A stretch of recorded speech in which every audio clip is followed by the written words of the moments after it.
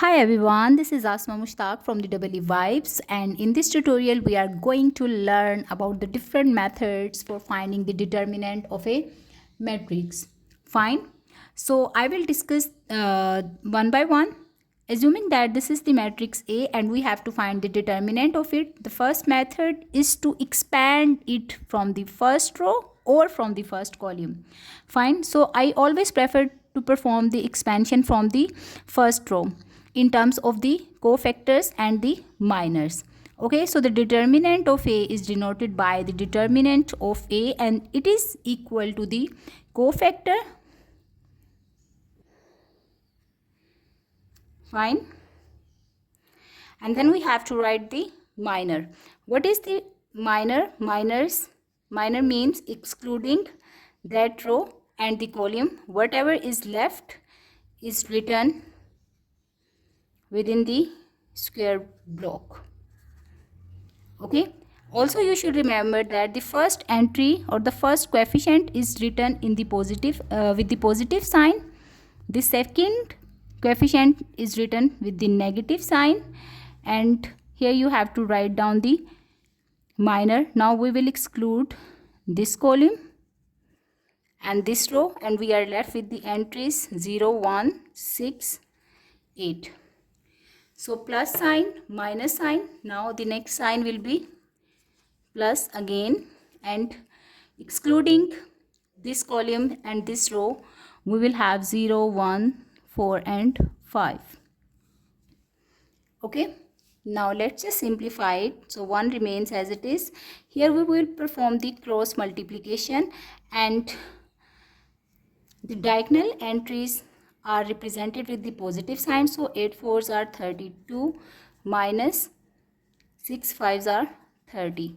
Means we place a negative when we multiply the off diagonal entries. Then minus 1. Similarly 0 8 0 minus 6.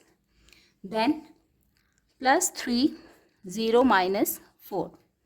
Okay, let's just simplify it. So we will have 2 minus 1 minus 6 plus 3 into minus 4, which is equal to 2 plus 6 minus 12, and hence you can see that 6 plus 2 8 minus 4, 12 is equal to minus 4. So this is the determinant of A.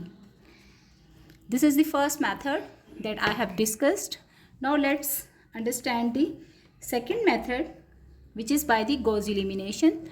So the second method says that you can perform the elementary row operations in order to convert that matrix into the upper triangular matrix, and then you can multiply the diagonal entries in order to find the determinant. So this is the original matrix 1 1 3 0 4 6 and 1 5 8.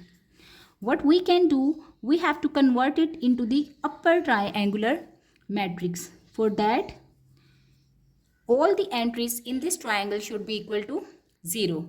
This entry is already equal to 0. In order to make this entry equal to 0, I need to perform the elementary row operation, which will be performed on R3, and that is equal to R3 minus R1. We always perform the elementary row operations with respect to the row in which the pivot entry is residing. So right now the pivot entry is equal to 1. So when I will perform this operation, I will have 1 1 3. First row remains intact. Then 0 4 6. Then 1 minus 1 is 0. 5 minus 1 is equal to 4. 8 minus 3 is equal to 5. Alright. Now the next step is to make this entry equal to 0. And here the pivot is 4 right now. Okay, the operation that I can perform is R3 minus R2. So what I will have 1 1 and then 3 0 4 6. So 0 minus 0, 4 minus 4 is 0, 5 minus 6 is equal to minus 1. As it can be observed that now this matrix has been converted into the upper triangular matrix. So that's why I can multiply the main diagonal entries in order to find the determinant. Okay, so according to this method, determinant of A is equal to 1 into 4 into minus 1, which is exactly equal to the one we determined previously.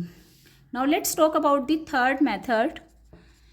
In the third method, we actually find the determinant by applying the Sarus rule, according to which what we do, we write the matrix as it is 1 4 5 and then 3 6 8, and then we write the first two columns again. We don't write the last one. Fine. After writing that, what we do, we will basically start combining the diagonal entries. Okay, so here are three diagonals that are having three entries, and you should always remember that all these values going downward will be represented with a positive sign. So let's just multiply these two entries. 4 into 1 4, and then 8 4s are 32. So 32, then plus 6 1s are 6, and then again 1, so it's also equal to 6. Then this entry will be equal to 0. Now I'll do the same but going upward this time. So let's just mark it. Fine. This is the first diagonal that we will have, the second diagonal and the third diagonal, and now all these entries will be marked with the negative sign. Okay, so here you will write minus 4 into 3 12 into 1 is equal to minus 12, then 5 into 6, that will be equal to minus 30, and then 8 into 0, that will be equal to minus 0. So let's just simplify it. 32 plus 6 is equal to 38, then minus 12, then minus 30. This is equal to 38 minus 42, which is equal to minus 4. So these are the three ways for finding the determinant of a matrix. Fine. When you will have a matrix of the larger order, which of these methods is actually preferable? This one. Fine. You can always find the determinant easily or quickly when you are having a matrix of the larger order. Just convert that matrix into the upper triangular form and then multiply the main diagonal entries. That will be giving you the determinant of a matrix. Why? Because the expansion of a matrix through the first expansion of a matrix row wise or column wise in terms of the larger order matrix becomes quite complex, computationally complex. So that's why we always prefer to perform the Gauss elimination for finding the determinant of a matrix. Thank you for watching.